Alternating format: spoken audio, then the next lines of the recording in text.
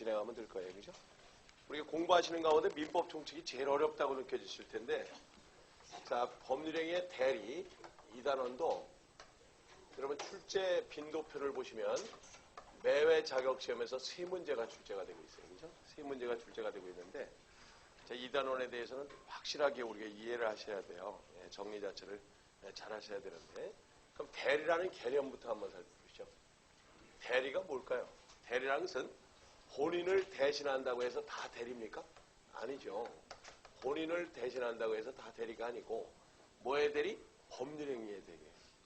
법률행위 속에는 반드시 뭐가 들어가 있다? 의사표시가 들어가 있다 그러죠.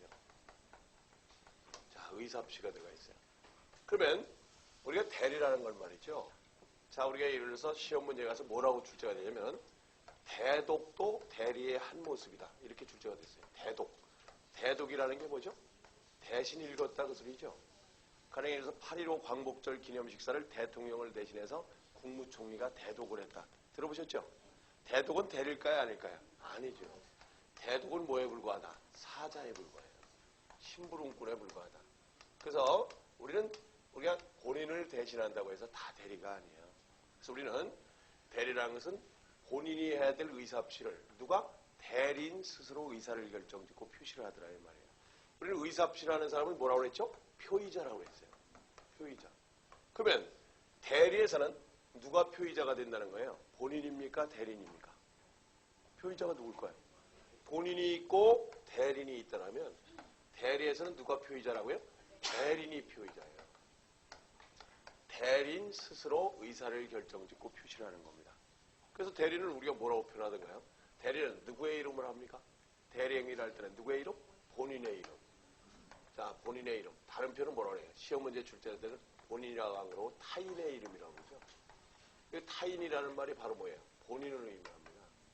그래서 우리가 대리행위를 함에 있어서는 타인의 이름으로 해요.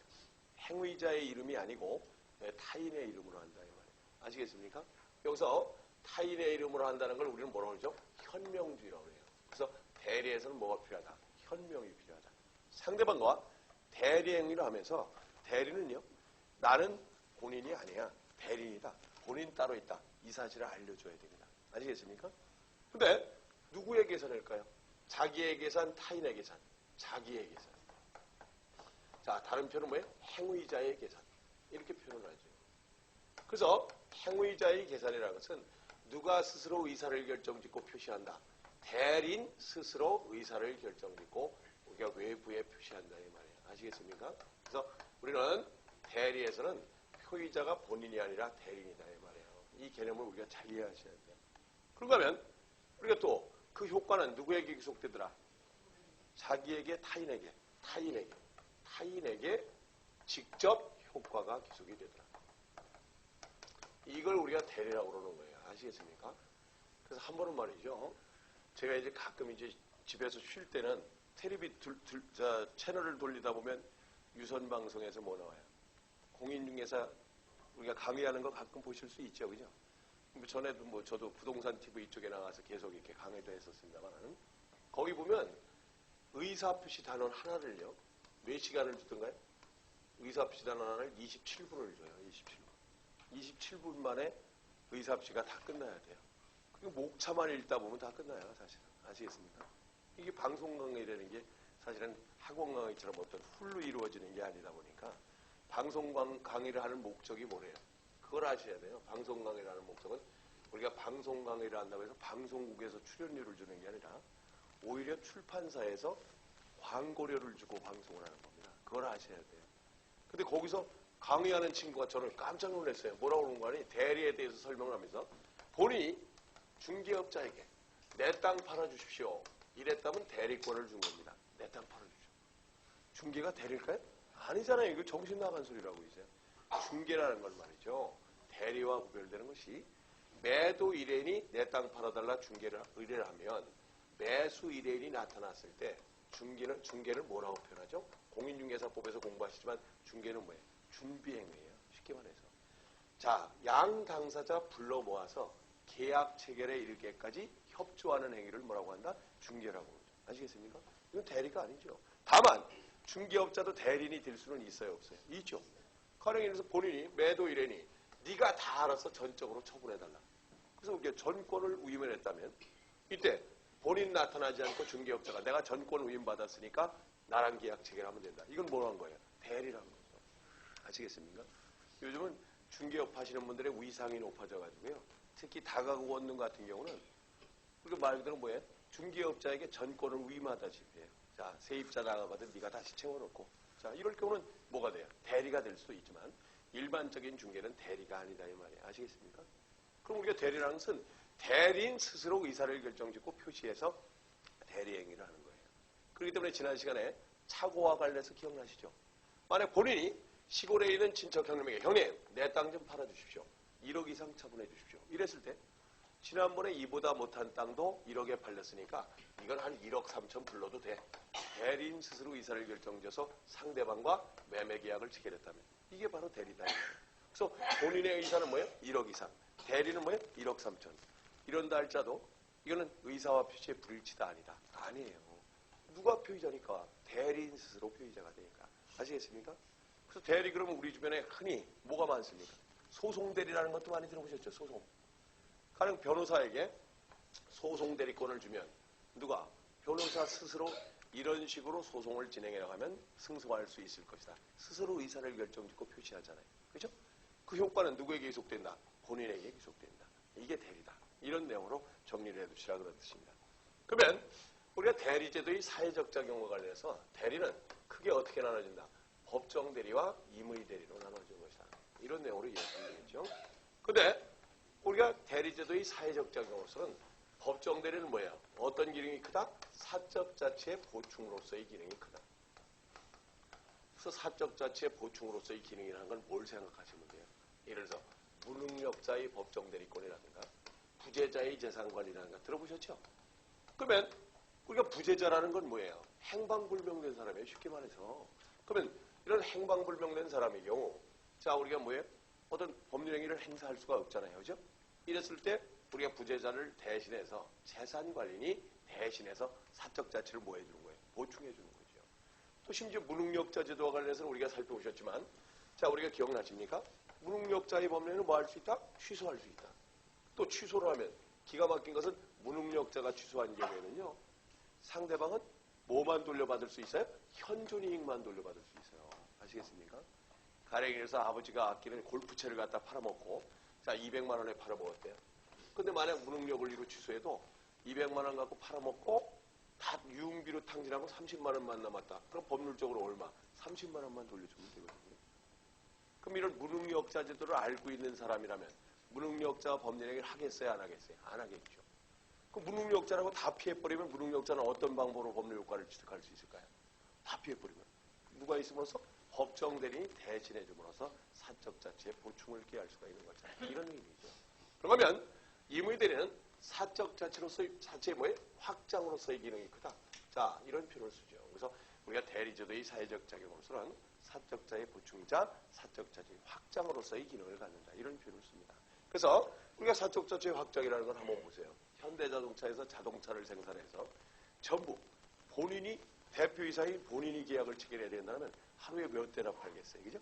영업사원, 판매사원을 우리가 고용을 해서 중요하고 본질적인 법률은 본인 스스로가 하지만 기타의 법률은 대리제도를 적극 활용함으로써 사적 자치의 확장을 기할 수가 있는 것이다.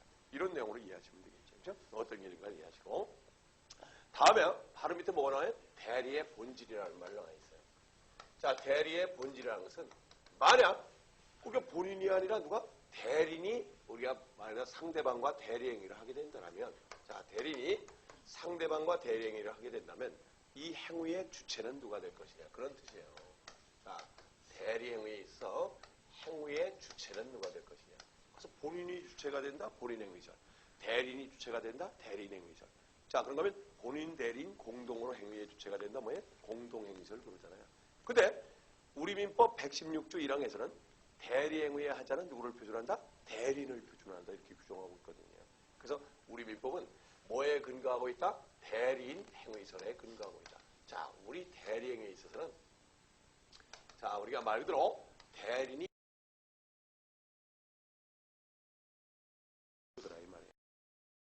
대리 행위의 하자는 대리인을 표준한다는 건 뭐냐면 우리가 지난 시간에 의사표시단원에서 공부하셨잖아요. 우리는 제3자냐 상대방이 선의냐 악의냐 과실이냐 무과실이냐 여기에 따라서 그 법률 효과가 달라지잖아요. 그죠?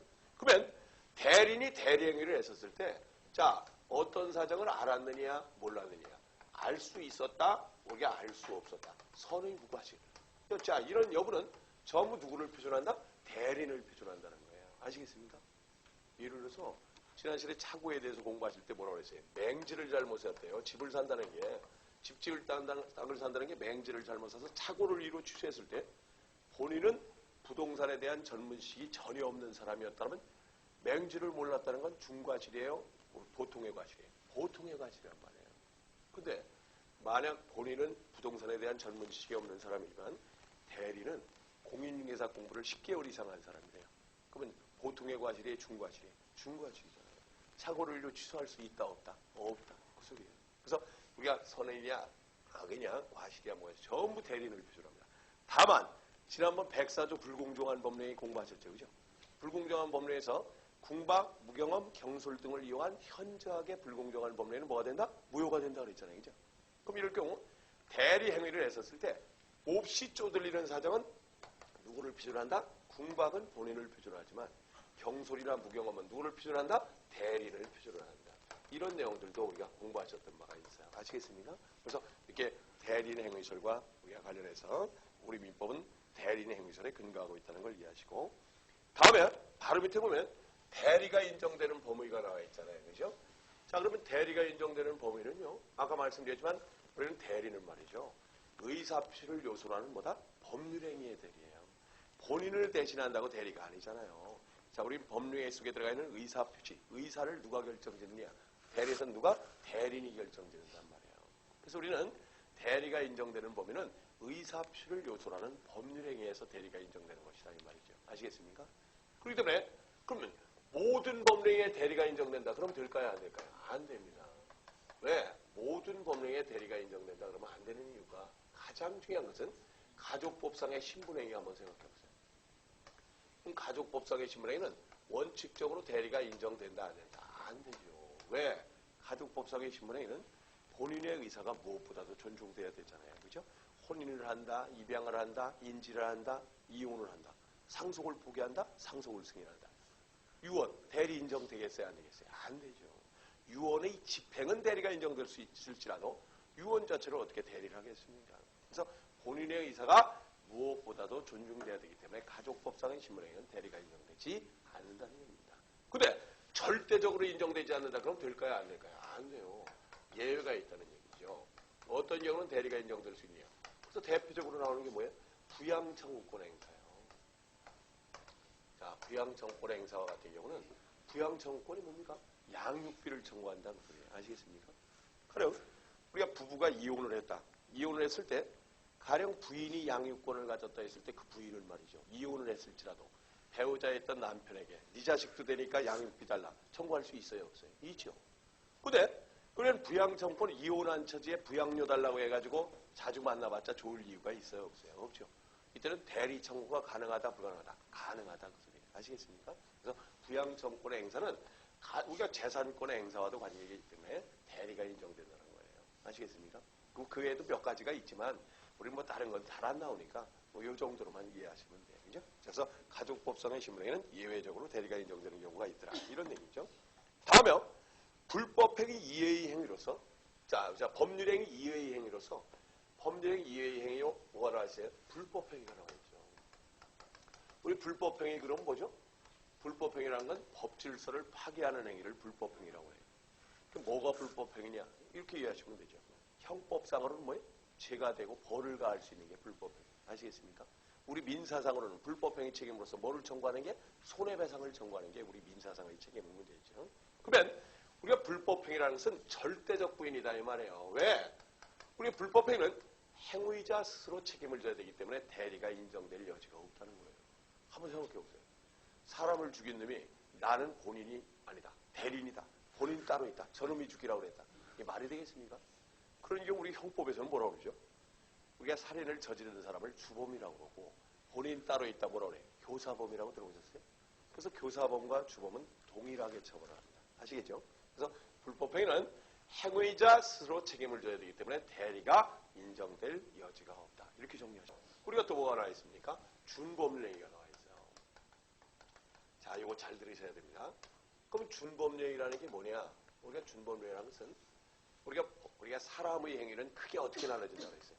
법률 효과를 발생케 하는 사람의 행위는 크게 법률 행위와 뭘로 나눠진다? 준법령 행위로 나눠진다. 기억나시죠?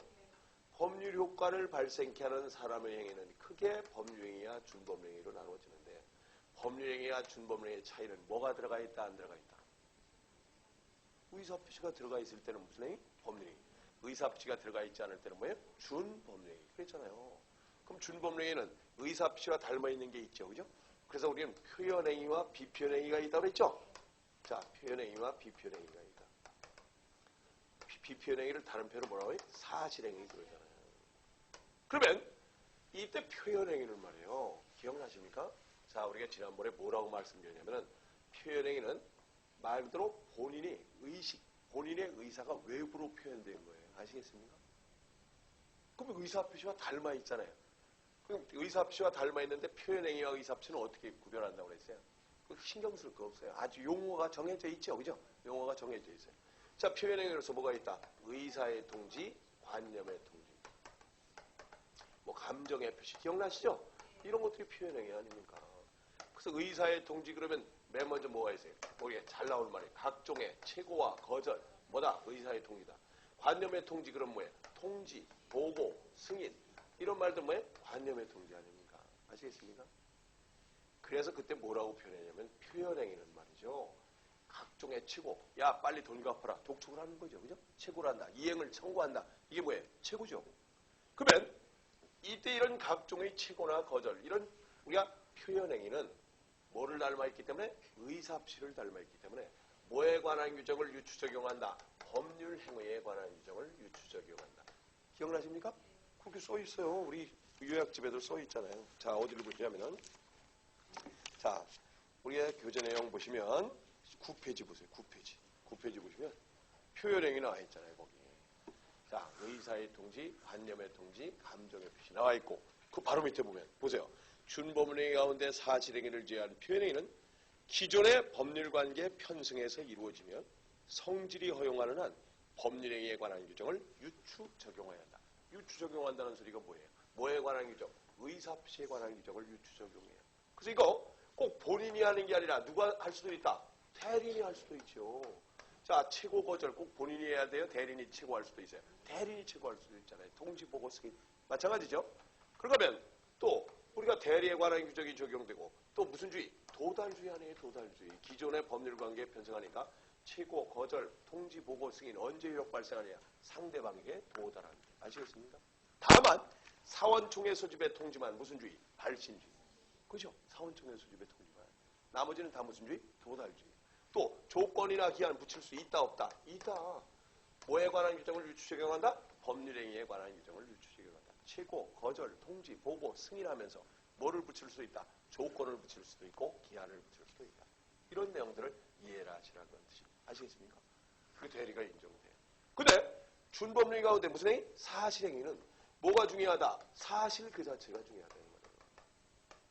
아이 사실 그 자체가 중요한 사실행위는 대리가 인정돼야 안 돼. 안 되죠. 묻주물의 선점, 유실물의 습득, 매장물의 발견, 주소의 설정하시죠? 이런 사실행위는 대리가 인정되지 않아요. 그럼 물건의 인도도 무슨 행위? 사실행위예요. 물건의 인도도. 근데 사실행위는 대리가 인정되지 않지만 사실행위와 뭐가 결합됐다? 의사표시가 결합됐다. 그럼 보세요. 사실행위와 의사표시가 결합이 되면 이건 법률행위입니까? 준법령입니까? 법률행위가 되는 거예요? 준법령이에요? 법률행위가 되는 거잖아요. 뭐가 결합됐다? 의사표시가 결합됐다. 법률행위가 되니까 뭐가 인정된다? 대리가 인정된다. 그럼 사실행위에 의사표시가 결합됐다. 무슨 소리냐면요. 단순히 심부름을 한다. 사자. 무슨 행위? 사실행위죠. 자, 사자는 사실행위예요. 심부름을 하지 않습니까? 자, 사실행위죠. 그래서 예를 들어서 너 여기 적혀있는 대로 물건 좀 사갖고 오너라. 단순한 심부름이라면 대리해야 아니에요. 아닙니다. 사실행위. 근데 자, 너 가서 뭐 좀 사갖고 오너라. 뭘로 사갖고 올까요? 네가 알아서 사갖고 와. 이런다면 왜요? 대리가 인정되는 거예요. 아시겠습니까? 심부름을 시키면서 누가 의사를 결정짓고 표시하게 했다? 심부름꾼이. 그 다음 이건 뭐예요? 대리다 이 말이에요. 아시겠습니까?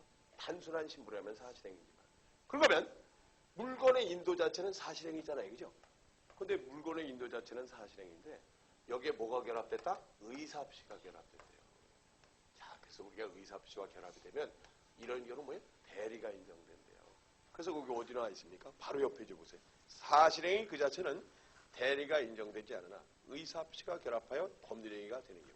예컨대 물건의 인도는 사실행위이므로 대리가 허용되지 않으나 의사합시만으로 점유 이전의 효과가 발생하는 간이인도, 점유개정, 목적물의 반환 정권의 양도에 의한 인도의 경우에는 대리가 인정된다. 이거 이해하시겠습니까? 지난달에 공부하신 분들은 아시죠? 우리는 물건의 인도는 말이죠. 우리 민법은 형식주의를 취한다고 그러잖아요. 형식주의를 취하는 우리 법제하에서는 부동산은 뭐예요? 자, 언제 물권이 변동된 것을 본다? 등기가 이전됐을 때. 동산은 언제 물권이 변동된 것을 본다? 인도가 이루어질 때. 인도라는 걸 뭐예요? 점유를 이전하는 걸 뭐라고 한다? 인도라고 그래요. 점유에 이전하는. 아시겠습니까? 그러니까 갑과 을 사이에 카메라를 팔고 사기로 했다. 그럼 언제 권리가 변동된 것을 본다? 카메라를 인도해 준대. 점유를 이전해 줄 때 권리가 변동된 것을 본다 이 말이에요. 근데 인도에는 뭐가 있대? 인도 그러면 인도에는 현실의 인도가 있는가 하면 뭐가 있다? 관념적 인도가 있다. 이거 아닙니까? 그죠? 관념적 인도. 그래서 자, 몇 페이지를 보시냐면 제가 페이지 불러드릴 때 거기다 자꾸 적어놓으세요. 적어놓으시면 아까 9페이지 적어놓으시면 연관해서 이해하실 수 있죠. 그죠? 자, 그러면 이번에는 우리가 말대로 뭐예요? 점유권과 관련해서 이 인도라는 말이 어디에서 나오냐면 선의취득에 대해서 공부하셨을 거예요. 114쪽 보세요. 114쪽 보니까 자, 동산물권의 변동원인 그래놓고 인도에는 뭐가 있다? 현실의 인도와 관념적 인도가 있다. 그게 나와 있죠? 그럼 관념적 인도라는 게 뭔지 아십니까? 현실의 인도라는 것은 실제로 물건을 주고받는 걸 뭐라고 그래요? 현실의 인도라고 그래요. 근데 관념적 인도에는요? 우리가 뭐가 있다? 간이 인도라는 말이 나오고요. 그죠? 목적물의 반환 청권의 양도라는 말이 나와 있고 양도라는 말이 나와 있고 뭐예요? 점유, 개정 이런 말이 나와 있잖아요. 자, 그러면 간단하게 설명드릴게요. 우리가 간이 인도라는 건요. 뭘 갖다가 간이 인도라고 그러죠? 제일 쉽게 말해서 자, 간이 인도는 빌려온 물건을 뭐예요? 샀다. 이게 간이 인도예요. 아시겠습니까? 그러니까 간이 인도는 자, 이걸 뭐라고 표현하면 의사만으로 타주 점유가 뭘로 전환됐다? 자주 점유로 전환됐다. 이런 표현을 쓰죠. 이런 경우를 간이 인도라고 해요. 그러니까 빌려온 물건은 자주점이에요? 타주점이에요? 타주점이잖아요. 주인 따로 있단 말이에요. 근데 빌려온 물건을 샀대요. 그러면 언제 내게 된 거예요? 샀을 때. 빌려왔을 때가 아니잖아요. 아시겠습니까? 그렇게 이해를 하시면 되죠. 예를 들어서 전에 말이죠. 저는 딸 둘만 키우고 있는데 참 제가 영화를 좋아하다 보니까 애들도 그렇게 영화 보기를 좋아하고 만화 보기를 그렇게 좋아했거든요. 어렸을 때. 근데 제일 그때 당시에 속상했던 게 뭔지 아세요? 비디오 가게에서 빌려온 테이프를요.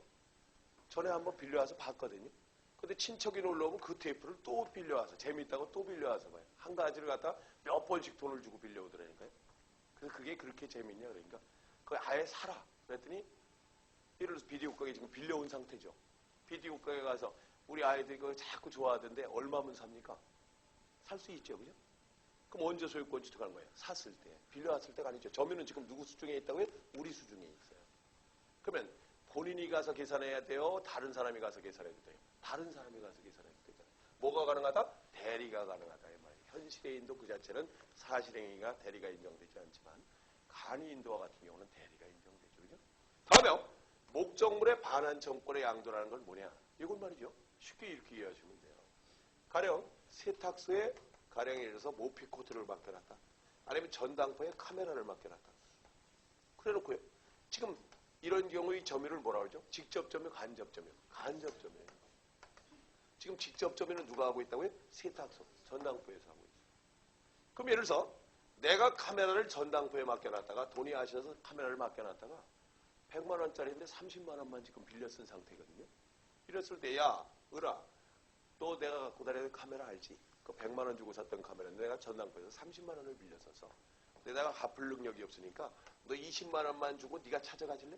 그래 좋아. 그러면 이거는 실제 점유가 이전된 거예요? 전당표만 넘겨준 거예요? 전당표만 넘겨줬죠. 목적물에 반한 청구는 내가 행사합니까? 양순이 행사합니까? 양순이 행사. 아시겠습니까? 이런 경우를 목적물에 반한 청구의 양도라고 해요. 뭐가 들어가 있다 지금? 의사표시가 들어가 있어요. 이건 꼭 본인이 하지 않고 누가 해도 되는 거예요. 이거 대리인이 해도 되잖아요. 아시겠습니까? 그런 얘기예요. 다음에요. 점유계정이라는 것은 점유계정의 대표적인 예가 뭐가 있다고 그러죠? 양도담보죠. 점유계정의 대표적인 예가 양도담보야. 그래서 점유계정은 뭐의 반대다? 간이인도의 반대예요. 이거는 자주점유가 의사만으로 자주점유가 뭘로 전환됐다? 타주점유로 전환됐어요. 이런 경우를 양도담보라고 그러죠. 점유계정이라고 그러죠. 그러니까 이게 무슨 뜻이냐면 보세요. 자, 우리가 전에 말이죠. 시험 문제 이런 내용이 출제가 된 적도 있어요. 저희 학교 대학 모의 시험 같은 데 보면 가령 우리가 인쇄업자가 자신의 인쇄기를 담보로 해서 돈을 융통해 쓸 수 있는 방법 가운데 가장 적절한 방법이 뭐가 있겠느냐 이런 식으로 출제가 되죠. 인쇄업자가 인쇄기를 담보해서 돈을 빌려 쓸 수 있는 가장 적절한 방법 1번 뭐 저당권을 설정한다 2번 권리질권이다 이렇게 나와 있지만 저당권은 원래 대상이 돼야 안 돼요. 안 되죠. 동산이니까. 또 권리질권. 자, 동산질권. 동산질권. 가능해요? 불가능해요? 가능하죠. 인쇄기를 담보로 제공하고 돈을 빌려 쓸 수는 있으되 적절한 방법이라고 할 수 없는 이유가 뭐냐면요. 보세요. 인쇄업자가 인쇄기 갖고 밥 벌어먹고 살아야 되는데 그걸 담보로 제공하면 뭐 갖고 먹고 살 거예요. 그래서 가장 적절한 방법이 뭐가 있다? 양도담보가 있다는 거예요. 그래서 양도담보는요. 아예 인쇄업자가 인쇄기를 돈 빌렸을 당시에 채권자에게 소유권을 이전해요. 자, 그럼 돈 빌렸으면서 소유권은 누구 거라고 해요? 갑의 거예요. 자, 채무자 게 아닙니다. 근데 가장 중요한 건 빌렸으면서 소유권은 우리가 채권자에게 이전했죠. 하지만 임대차, 사용대차의 형식으로 누가 빌렸습니다? 소유자가 졸지에 돈 빌렸으면서 소유권을 이전해놓고 빌려 쓰는 형식이 되는 거예요. 아시겠습니까? 그러니까 졸지에 뭐가 돼요? 자주점유가 뭘로 했다? 타주점유가 된 거죠. 이랬다가 채권자가 만약 변제기에서 변제를 하지 못했을 때는 그때 가서 뭐예요? 소유자에게 목적물을 반환하는 형식의 담보제도. 아시겠습니까? 이걸 뭐라고 한다? 점유계정이라고 한다. 그렇게 이해하시면 되겠죠. 그래서 점유계정의 방법은 선의 취득이 된대야 안 된대? 안 되죠. 왜 안 되느냐면요. 그 이유가 어디에 있을까요? 점유계정의 방법은 선의 취득이 안 되는 이유가 보세요. 채무자가 마음만 먹으면 말이죠. 이중상중의 양도담보 가능하다 불가능하다? 가능하죠. 말로만. 야, 네 거야. 내가 빌려 쓰는 형식으로 했다가 못 갚으면 더 줄게. 이중삼중의 양도담보가 가능하기 때문에 선의 취득이 안 된다는 얘기입니다. 아시겠습니까? 그렇게 이해를 하시면 되죠. 그래서 우리는 대리가 인정되는 범위와 관련해서 다시 한번 말씀드리지만 대리는 의사표시를 요소로 하는 법률행위의 대리다 이 말이에요. 그러나 모든 법령의 대리가 인정되는 것은 아니다. 이렇게 설명드렸고요. 다음에 아까 말씀드렸듯이 준법령의 가운데는 표현행위에는 대리가 인정되지만 비표현행위, 즉 사실행위는 대리가 인정되지 않지만 다만 사실행위와 뭐가 결합돼서 의사표시가 결합돼서 우리가 법률행위가 되는 경우에는 대리가 인정될 수 있다. 이런 내용으로 정리해 두시면 되겠죠.